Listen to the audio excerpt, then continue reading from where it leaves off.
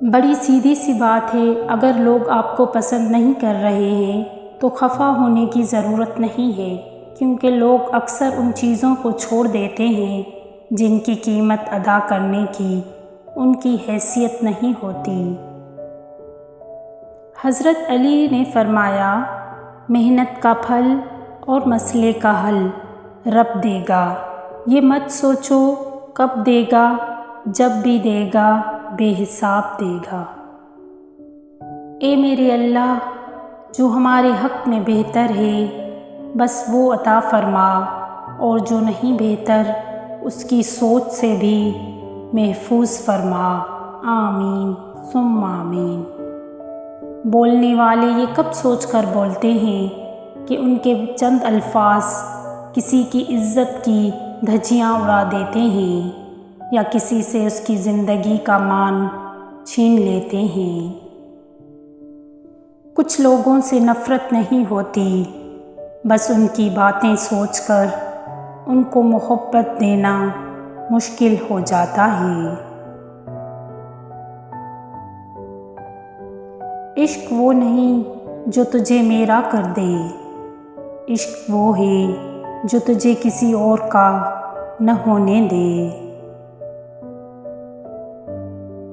ہمارے ہاتھوں سے موتی بکھر جائیں تو انہیں سمیٹنا آسان ہے، مگر ہمارے الفاظ سے کسی کی ذات بکھر جائے تو اس کا سنبھلنا بہت مشکل ہوتا ہے۔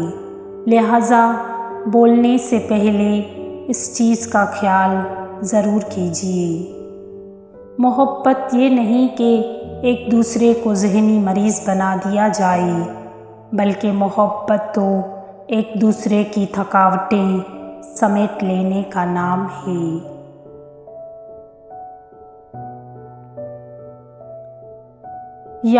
تمہیں یاد کرنا بھی ایک احساس ہے، ایسا لگتا ہے جیسے تو ہر پل میرے ساتھ ہے۔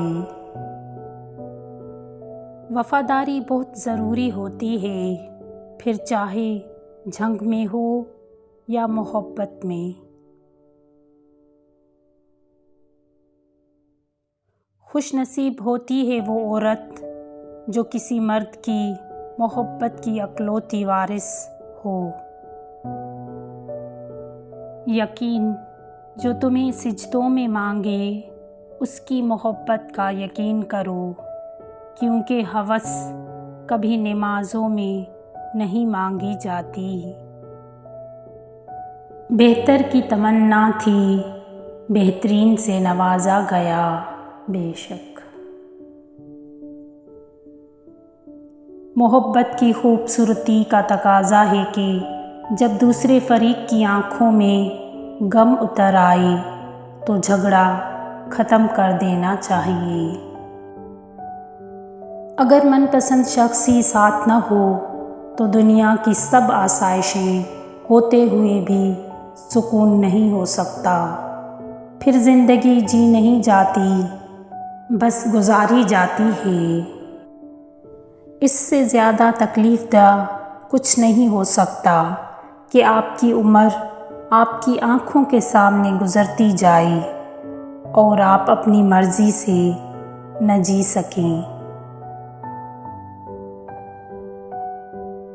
رسول اللہ صلی اللہ علیہ وآلہ وسلم نے ارشاد فرمایا، لوگوں میں سب سے بہتر وہ ہے جو دل کا صاف اور زبان کا پکا ہو۔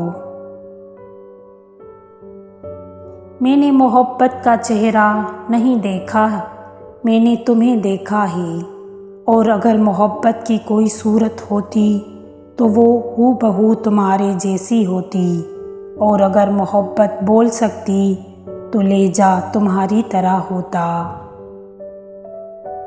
سب مطلب کی بات سمجھتے ہیں، کاش کوئی بات کا مطلب بھی سمجھتا۔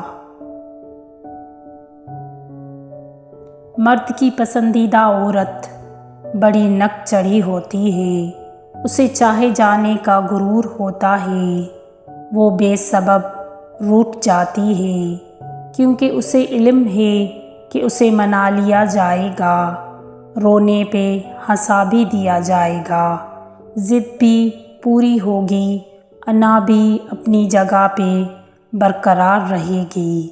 خوش نصیب ہوتی ہے ایسی عورت، اور لاجواب ہوتا ہے اس کا چاہنے والا مرد۔